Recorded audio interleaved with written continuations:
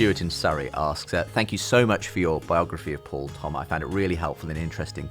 My question relates to Paul's prayer life. When the apostle thanks God that he speaks in tongues more than all the church in Corinth, why do you appear to ignore tongues as a significant dimension of Paul's experience of prayer? Interesting. I need to go back and reread the biography and see what I say about tongues. I didn't think I'd ignored it because, yes, clearly from what Paul says in 1 Corinthians 12, tongues is a very important aspect of his prayer life.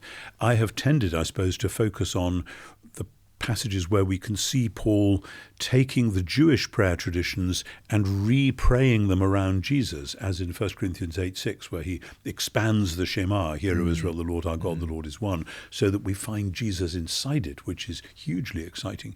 But yes, clearly Paul does pray in tongues, though he says normally that for him is private, right, rather than something he does in church, because he's a teacher. He wants people to be built up, which if you pray in tongues won't happen unless someone interprets, and that's a whole other issue.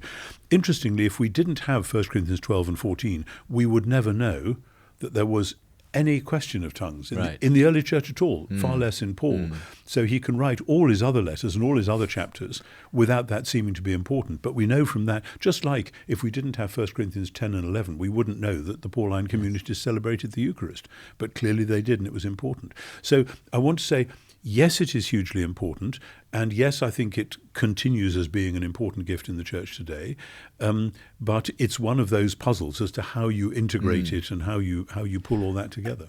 I'd just be interested to know whether the idea of tongues was a phenomenon that existed anyway in that culture. Oh, yes. It wasn't a specifically new thing among the Christian community. No, the idea of ecstatic speech is reported among many groups in the ancient world, which is why in 1 Corinthians 12 Paul has to say, beware, if somebody says Jesus be cursed, that person is not speaking in the Spirit. In other words, it's possible that this can be counterfeited. Yes. And Paul is very much aware that any gifts can be counterfeited.